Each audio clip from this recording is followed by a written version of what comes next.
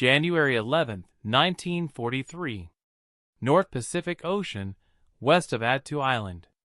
The sea is steel gray, broken only by wind-whipped whitecaps and the slow, deliberate roll of USS Haggard, a Fletcher-class destroyer cutting through the cold. On the bridge, Lieutenant Commander Harold Hal Jennings grips the railing, collar turned up against the spray. Below him, deep inside the ship's hull, a sonar operator leans forward, headphones clamped tight, eyes locked on a trembling green trace. For a moment, there is nothing but the steady thrum of the ship's screws, and the distant hiss of water rushing along steel. Then the sound comes back. A hollow, metallic echo. Different from a wail. Too steady to be rock. It slides across the sonar screen like a shadow. "Contact! Bearing 085. The operator calls out, voice tight. "Range, 1,500 yards. Moving slow." Jennings doesn't smile. He doesn't celebrate. Not anymore. A year earlier, this would have been the moment of dread. Japanese submarines had once prowled these waters almost unchallenged, silent, patient predators. In 1942, they had torpedoed tankers off California, shelled oil fields near Santa Barbara, even slipped aircraft into the sky from submarine decks. Their commanders had mocked American sonar as crude and unreliable, a blunt instrument against men trained in stealth. But now, in early 1943, something has changed. Jennings turns to the weapons officer. "Bring us to attack course. Hedgehog, stand by." Below decks, sailors move with rehearsed precision. The Hedgehog launcher, a spiked, forward-firing array of 24 small bombs, sits silent on the bow, angled like a nest of iron thorns. Unlike depth charges, it won't explode unless it hits something solid. No plume of water. No thunderous guesswork. Just confirmation, or nothing at all. You can feel the tension building as the destroyer closes the distance. Every man aboard knows the stakes. Japanese submariners are no amateurs. Their boats, sleek, long-ranged, and heavily armed, were designed to fight a decisive naval war, not merely harass shipping. Men like Commander Iwayamataka, captain of I-31, had once believed the Americans lacked the patience and finesse to hunt submarines properly. In 1941 and 1942, that belief seemed justified. Japanese subs had roamed the Pacific with near impunity. They picked off damaged American ships after Pearl Harbor, stalked carriers, and slipped away beneath the waves while U.S. destroyers churned the sea in frustration, dropping depth charges that often detonated too deep, too shallow, or too late. Sonar, what the Americans called ASTIC, was easy to deceive. Slowed down. Changed depth. High beneath thermal layers. The Japanese called it listening blindness, and many sub-commanders believed they had mastered it. But as USS Haggard steadies on its attack run, that old confidence is already obsolete. "Range 1,000 yards," the sonar operator reports. The echo is sharper now, more insistent. It doesn't wander. Showing speed changes. Evasive, but tracked. Jennings exhales slowly. "Hold her steady." This isn't a blind chase. It's geometry. By late 1942, American escort commanders had learned that sonar was only half the weapon. The other half was discipline, keeping contact, predicting movement, denying escape. New training schools had drilled crews relentlessly. New plotting methods turned underwater warfare into a grim, mathematical duel. And the Hedgehog changed everything. Unlike depth charges, which forced a ship to pass directly over a target and then lose sonar contact, Hedgehog attacks keep the enemy in view until the final seconds. The sonar trace remains alive, dancing as the destroyer closes in. 500 yards. Somewhere below, inside a Japanese submarine, men are listening too. Hydrophone operators hear the screws growing louder. They recognize the sound, fast, confident, closing head-on. This isn't how it used to be. In earlier encounters, American ships circled, hesitated, guessed. Now they are charging straight at the sound, as if they can see through the ocean itself. Stand by! Stand by! The bow rises slightly on a swell. The Hedgehog launcher locks into position. Fire! There is no thunder. No massive explosion. Just a sharp mechanical clack clack clack as the bombs leap forward, arcing into the sea ahead of the ship like a fan of iron seeds. For 2 long seconds, nothing happens. Then, crack!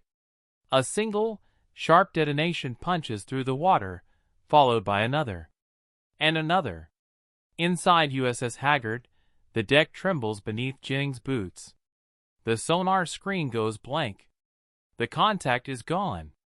By mid-1943, scenes like this are becoming disturbingly common for the Imperial Japanese Navy. Submarines that once returned from patrol with tallies of sunk ships now fail to return at all. Commanders stop transmitting. Patrol zones fall silent. Boats vanish without distress calls, without wreckage, without explanation. At first, Japanese intelligence assumes bad luck. Mechanical failure. Isolated incidents. They are wrong. What is happening beneath the Pacific is not chance. It is not coincidence. It is the moment when the hunter becomes the hunted, and the hunted no longer understands the rules of the game. June 1942. Kure Naval Base, Inland Sea of Japan. Commander Waiamutaka stands on the concrete pier, white gloves tucked under his arm, watching the long, dark hull of I-31 rock gently against its moorings. The submarine smells of diesel, oil, and warm steel. To him, it smells like certainty. Around him, younger officers laugh quietly, trading stories from recent patrols. One boasts of slipping beneath an American destroyer, so close he could hear voices through the hull. Another mocks U.S. depth charges. Too loud, too clumsy, too late. The tone is confident, almost relaxed. At this stage of the war, Japanese submariners consider themselves elite even within the Imperial Navy. They are highly trained, technically skilled, and operating some of the longest-range submarines on Earth. Boats like I-15, I-19, and I-26 can cross the Pacific, strike, and return without refueling. Their torpedoes, the deadly Type 95, are faster and more reliable than anything the Americans carry. In 1942, results seem to justify the arrogance. Japanese submarines sink the carrier USS Wasp. They cripple USS Saratoga. They stalk damaged American ships fleeing Pearl Harbor and finish them off in deep water. Some captains even surface at night to shell coastal installations, proving, at least symbolically, that Japan can strike the enemy's homeland. American anti-submarine warfare appears primitive by comparison. Sonar contacts are fleeting. Escort coordination is sloppy. Destroyers drop depth charges by instinct rather than calculation, hoping noise and violence will substitute for accuracy. In Tokyo, senior officers reinforce the belief. Submarines are strategic weapons, tools to thin the American fleet before a decisive surface battle. They are not meant to waste time on merchant shipping or convoy interdiction. That task, planners believe, will come later, after U.S. carriers are destroyed. It is a critical misjudgment. While Japanese submarines chase capital ships across vast oceans, American shipyards are working around the clock. Destroyers, destroyer escorts, corvettes, hulls slide into the water faster than Japanese intelligence can track them. Just as important, American doctrine begins to change. By late 1942, the U.S. Navy quietly abandons the idea that submarines are elusive phantoms. At new anti-submarine warfare schools in San Diego and Norfolk, instructors teach something radical. Submarines can be hunted aggressively, relentlessly, and killed with certainty, if crews trust their instruments and coordinate properly. Sonar operators are no longer treated as technicians. They become tacticians. Officers learn to read underwater movement, to anticipate evasive maneuvers, to recognize when a submarine is trying to slip beneath thermal layers or hug the seabed. And then comes the Hedgehog. At first, Japanese intelligence dismisses it. Reports describe a strange new American weapon, small explosions, inconsistent patterns, no massive water plumes. Some submariners even joke about it in after-action reports. American fireworks, one commander reportedly calls them. But quietly, the tone of patrol logs begins to shift. In early 1943, I-18 fails to report after operations near New Guinea. Then I-26 disappears off Espiritu Santo. No distress calls. No oil slicks. No survivors. Just silence. At Kure, the mood darkens. Officers review charts dotted with red pins, each marking a lost boat. The pattern is unsettling. Losses are no longer clustered around major fleet actions. They are happening along convoy routes, near island chains, in areas supposedly covered by Japanese air reconnaissance. Commander Iwaya listens as a younger officer suggests American luck, improved radio direction finding, perhaps. Another blames mechanical failures. Engines pushed too hard. Crews exhausted by long patrols. No one yet says the word sonar. Out at sea, Japanese submariners begin to feel it first. Hydrophone operators report something new. Destroyers that charge directly toward contacts instead of circling. Attacks that come without warning. No preliminary depth charge barrage. No gradual escalation. One moment the Americans are distant. The next, they are overhead, and then the sharp, unnatural crack of multiple small explosions tears through the water. Survivors from damaged boats describe the fear in hushed tones. Not the concussive terror of depth charges, but something colder, the realization that the enemy knows exactly where you are. On I-34, near Penang, officers argue over evasive tactics. Slow speed no longer guarantees safety. Silent running doesn't always break contact. Thermal layers that once provided cover now seem useless. The ocean itself feels hostile. Back in Washington, no speeches are made. No press releases trumpet the success.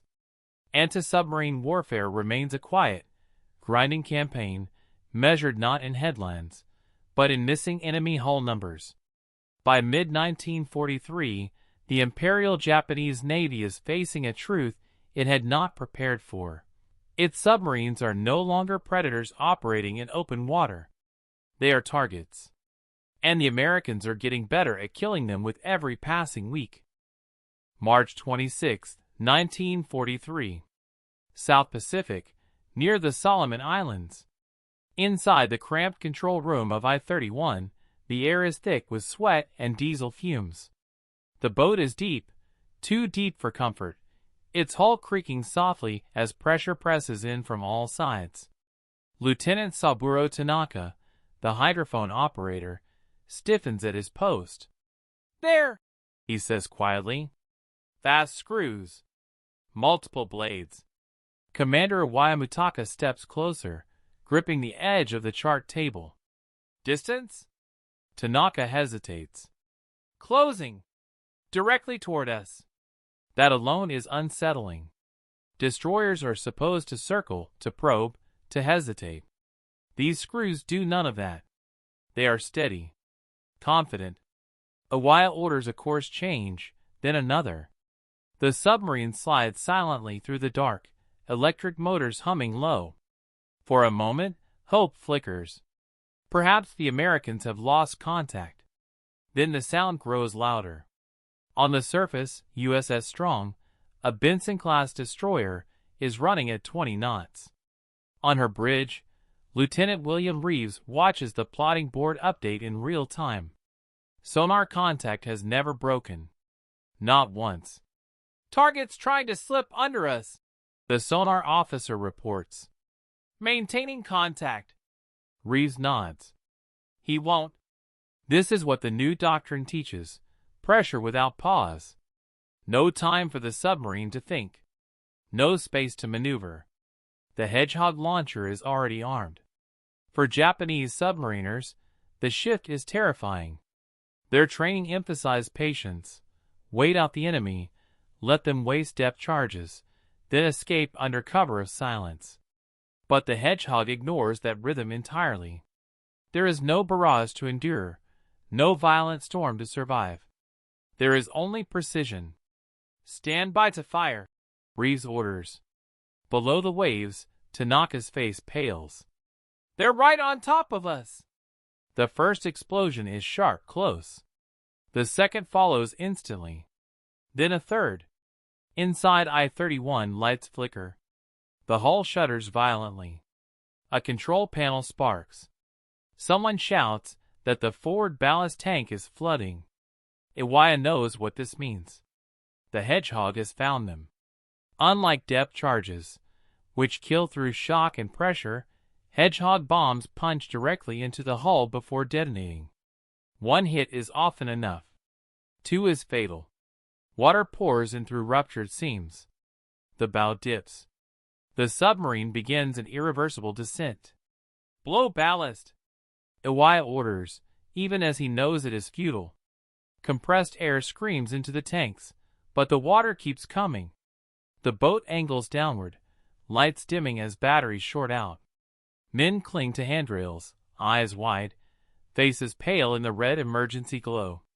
Above, USS Strong slows. Sonar reports nothing, no echo, no movement. Just a sudden total absence. Reeves closes his eyes briefly. He doesn't cheer. He doesn't speak. He simply marks the position on the chart. Another Japanese submarine has vanished. By the spring of 1943, the pattern is undeniable. Japanese boats are being destroyed at a rate the Imperial Navy cannot sustain. Worse, many are lost with all hands, leaving no survivors to report what went wrong. The Americans, meanwhile, are refining their methods with ruthless efficiency. New destroyer escorts, small, maneuverable, purpose-built for anti-submarine warfare, flood the Pacific. Aircraft join the hunt, coordinating with surface ships via radio and radar. Sonar contacts are handed off seamlessly, turning the ocean into a layered trap. Japanese submariners notice another change. The Americans are no longer afraid to attack at night, in rough seas, or near shorelines. Where earlier escorts had been cautious, even timid, these new crews are aggressive to the point of recklessness. But it works. Japanese countermeasures lag behind. Their sonar technology remains inferior. Coordination between subs and surface forces is poor. Most critically, doctrine does not adapt quickly enough. High Command still prioritizes fleet engagements over commerce raiding, leaving submarines isolated, underutilized, and exposed. In Tokyo, reports pile up. Charts grow crowded with red ink. Patrol zones shrink. Confidence erodes. Some officers begin to whisper the unthinkable. The Americans have mastered underwater warfare. For men like Iwaya, the realization comes too late. The ocean he once commanded has become a hostile, surveilled space, an environment where silence no longer guarantees safety, and where unseen enemies strike with surgical certainty. The Hedgehog is not just a weapon. It is a signal. The age of the untouchable submarine is over. August 4, 1943. Philippine Sea, east of Luzon.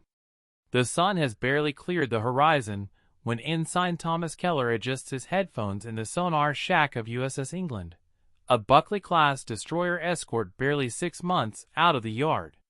The air inside the compartment is stale and hot, despite the early hour. Sweat beads on Keller's temple as the green trace on the scope sharpens. "Strong contact," he says. "Bearing 160. Range 2,000 yards." Captain Walton Pendleton doesn't ask twice.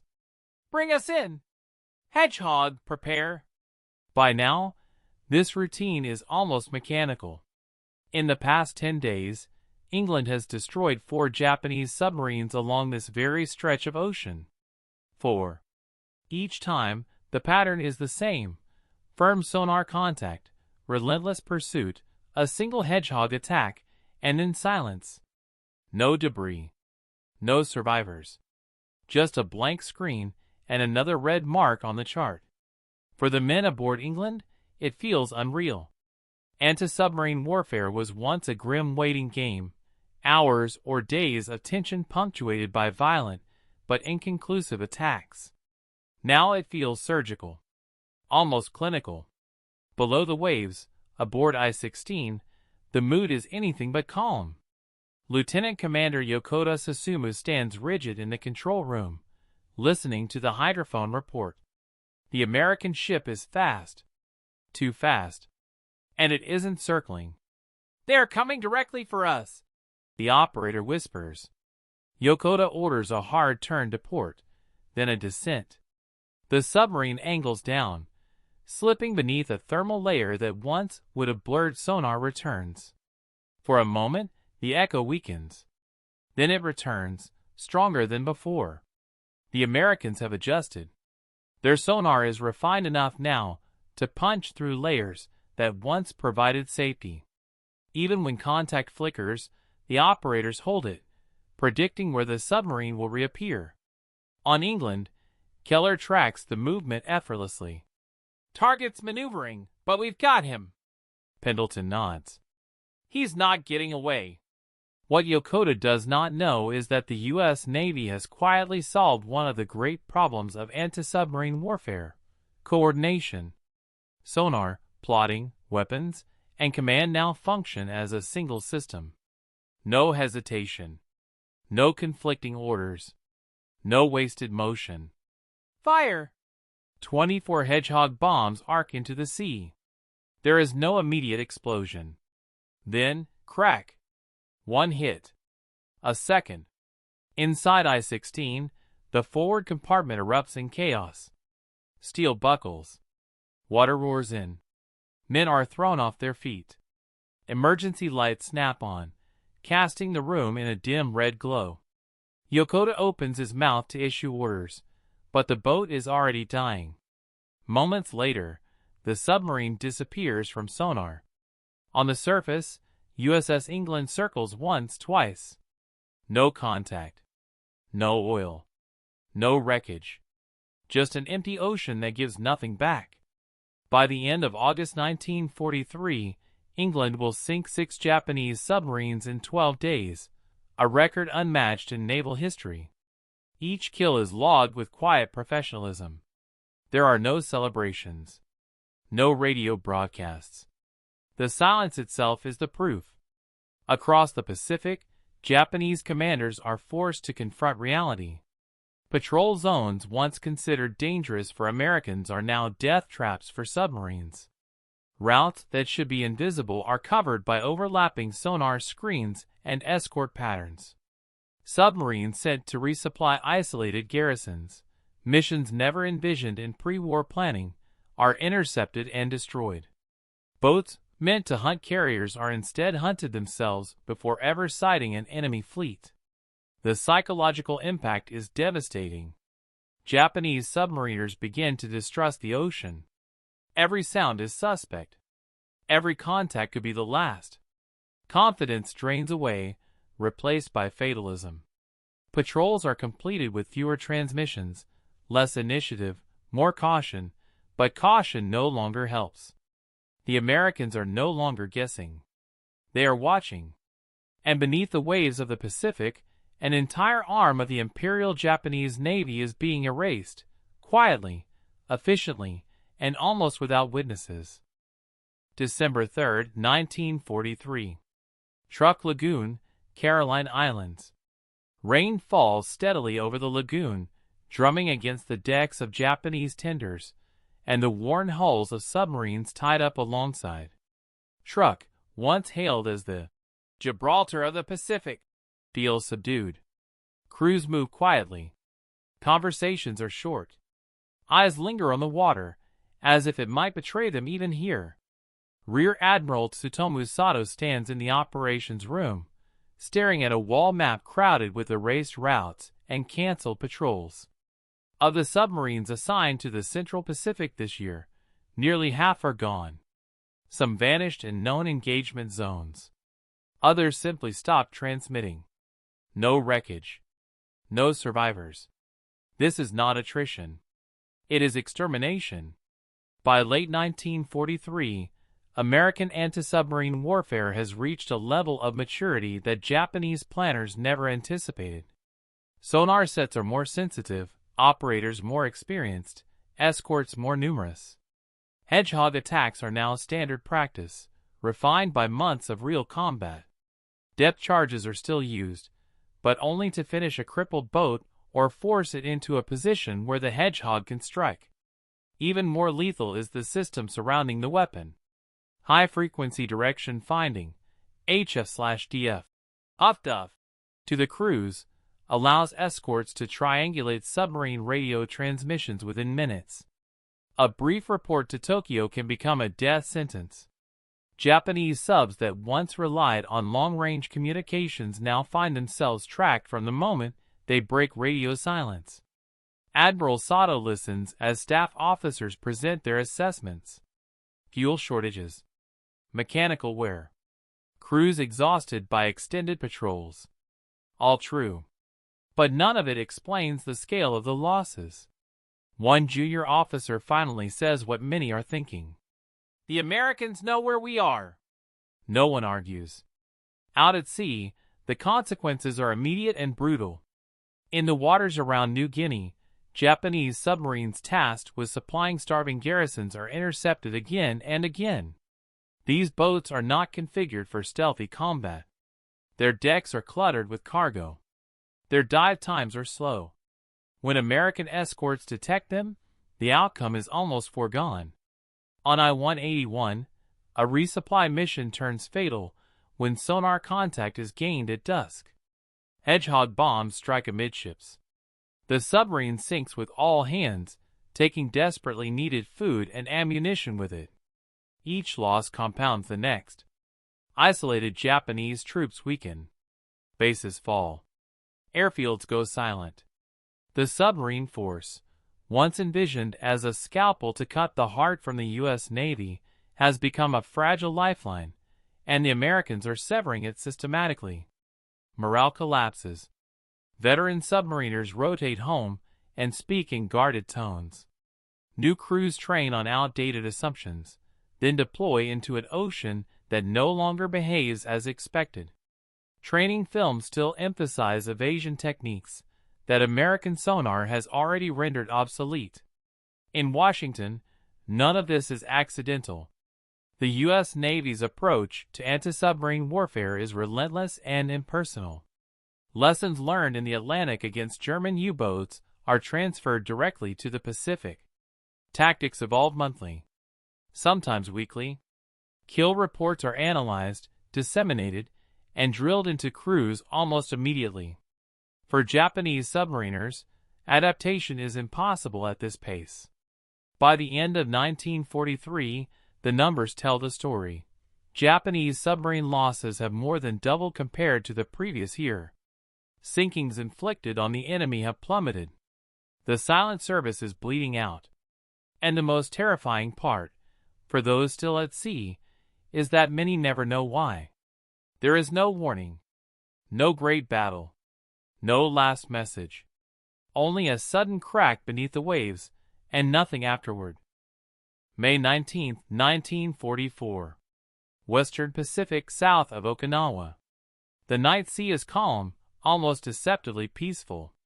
A thin moon casts a pale ribbon of light across the water as USS George, a John C. Butler class destroyer escort, glides silently on patrol. Lieutenant, junior grade, Michael Harlan stands on the bridge, eyes scanning the darkness, ears tuned to the faint sounds rising from the deck below. Inside the sonar shack, Petty Officer First Class Ray Delgado stiffens. Contact, he says. Faint but steady.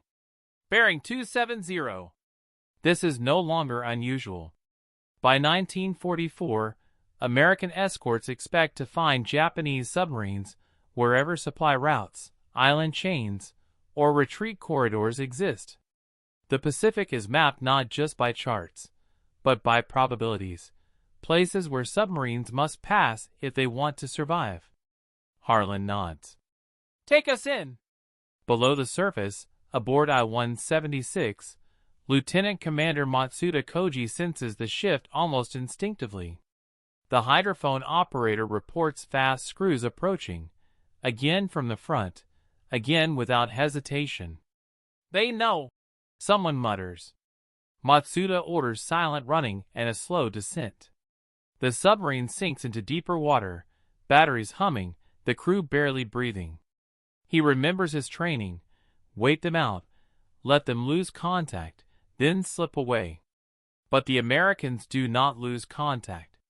On USS George, Delgado tracks the Echo with calm precision. There is no excitement in his voice. Only certainty. Target maintaining depth. Range 800 yards. Harlan steadies himself. Fire, Hedgehog. The launcher clacks. The bombs arc forward, slicing into the water ahead. Second stretch. Then a single, dull explosion echoes through the hull. Delgado's screen clears instantly. Contact gone. There is no cheer. No sound at all. The destroyer escort circles for nearly an hour, just in case. Nothing resurfaces. No oil. No debris. The ocean swallows the event whole. By mid-1944, this is how most Japanese submarines die, unseen, unrecorded, unacknowledged except for a brief log entry on an American chart. Many are not even listed as sunk in Japanese records until years after the war, their fate unknown to families and comrades alike. This is the true terror of modern anti-submarine warfare: annihilation without witnesses. Japanese naval intelligence struggles to keep track.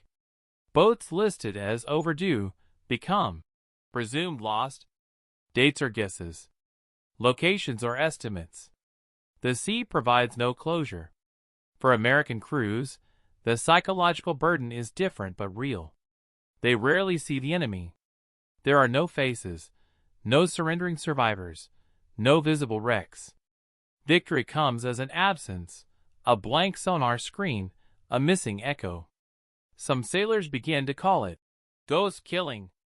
The Pacific itself seems to have turned against the Japanese submarine force. Aircraft patrol overhead by day. Radar-equipped ships guard by night. Sonar reaches into depths once thought safe. Even weather no longer offers protection. By this point in the war, Japanese submarines are reduced to desperate roles: suicide transport missions, reconnaissance runs, attempts to evacuate commanders from collapsing island chains. Each mission carries the unspoken understanding that return is unlikely. And still, the losses continue. By the end of 1944, more than half of Japan's operational submarines are gone.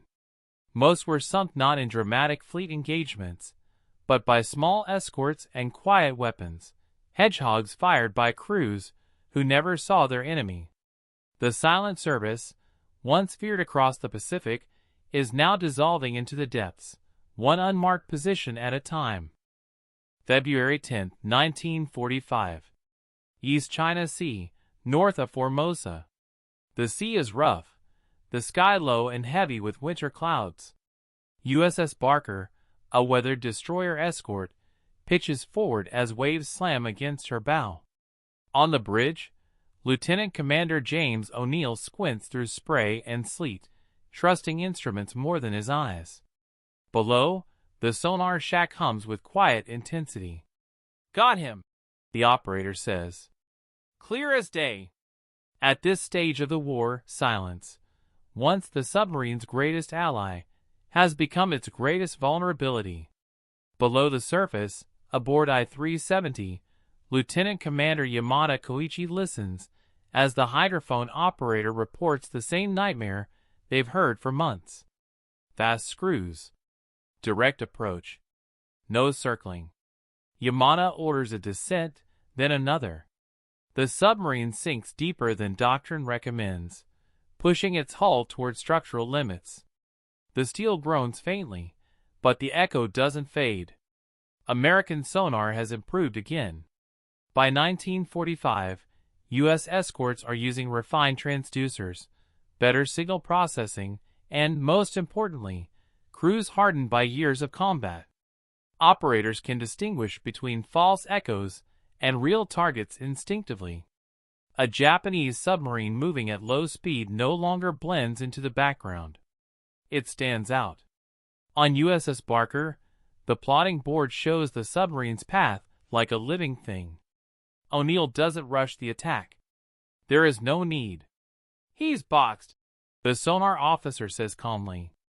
For Yamada, the realization is suffocating. He cannot outrun the destroyer. He cannot hide beneath thermal layers. He cannot wait out the attack. Every tactic he learned before the war belongs to another era. The Hedgehog fires. Multiple detonations ripple through the water, closer than ever before. One bomb strikes near the stern. Another punches through the pressure hull. Inside I-370, compartments flood instantly. Men scramble in darkness, slipping on steel slick with oil and seawater. Emergency bulkheads slam shut, trapping screams behind steel doors. Yamada understands the truth in that moment. This is not a battle. It is an execution. Above, USS Barker slows, sonar already silent. The crew marks the kill and moves on. There are other contacts. Other probabilities. By 1945, Japanese submarines are no longer hunted one by one. They are processed. American Naval Command has turned anti-submarine warfare into an industrial operation. Patrol grids overlap. Escort groups rotate seamlessly. Aircraft funnel submarines toward surface killers. Hedgehog attacks are practiced to the point of muscle memory. The Japanese cannot respond in kind. Fuel shortages cripple training. Replacement crews are rushed and underprepared. New submarine designs arrive too late and in too few numbers to matter. Even innovations, like radar warning receivers, are unreliable or misunderstood. Most devastating of all is the collapse of doctrine. The Imperial Navy never truly abandons its pre-war belief that submarines exist to support fleet action. Even as carriers burn and surface fleets vanish, submarines are still sent on missions divorced from strategic reality. The result is annihilation. By the final months of the war, Japanese submarines are being lost faster than they can be deployed. Some never complete a single patrol. Others vanish days after departure, intercepted almost immediately by American escorts lying in wait. For families back home, there are no letters. No confirmation. Only months of silence followed by a formal notice, presumed lost at sea. For American crews, the war beneath the waves has become grimly routine. Sonar contact. Hedgehog attack. Blank screen. Log entry. Move on. No wreckage. No surrender. No memory except coordinates. The ocean, once vast enough to hide anything, has been conquered by sound. And for the Japanese silent service, that conquest is absolute. August 15, 1945. Yokosuka Naval District, Japan. The harbor is still. Rust-streaked submarines lie moored along the piers, their decks bare, their crews gone. Some will never sail again. Others never returned at all. The war has ended not with a final underwater battle, but with an announcement crackling over radios, an emperor's voice, distant and unreal. For the Imperial Japanese Navy's submarine force, the war had already been lost long before this moment. By the summer of 1945, fewer than a dozen operational submarines remain capable of combat patrols. Most are fuel-starved. Many are mechanically unreliable. Crews are skeletal, trained men replaced by rushed conscripts who have never fired a torpedo in combat. The Americans, by contrast, dominate the underwater battle space completely. Hedgehog has been supplemented by even more advanced weapons.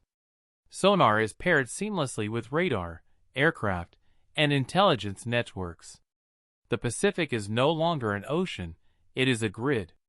In the final months, Japanese submarines are sent on near-suicidal missions, last-ditch reconnaissance, transport runs to bypass garrisons, attempts to evacuate personnel from collapsing island chains.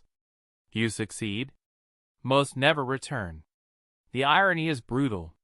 Japanese submariners had once mocked American sonar as crude and ineffective. They had trusted in silence, depth, and patience. But the Americans did not try to outsneak them. They outlearned them. Anti-submarine warfare became a science, then a system, then a machine. Hedgehog was only one piece, but it was the piece that removed uncertainty. It told American crews, with terrifying clarity, whether they had killed or missed. And with that knowledge came confidence. With confidence came aggression. And with aggression came disappearance. More than 120 Japanese submarines are lost during the war. The majority vanish without survivors. Many are never located. Their final moments remain frozen beneath the Pacific, steel hulls resting in darkness, crews entombed with no marker but coordinates in an enemy logbook. For American sailors, the victory is quiet. There are no parades for sonar operators, no medals for blank screens. Their triumph is measured in absences, in submarines that never arrive, transmissions that never come, patrol zones that go silent forever. The silent war ends not with a final explosion, but with emptiness. An ocean once believed vast enough to conceal anything has been mastered by sound, mathematics, and relentless adaptation. The submarine, once the ultimate predator, becomes vulnerable the moment it is truly understood. And beneath the waves of the Pacific, the proof still lies, boats that mocked American sonar, and then vanished without a trace.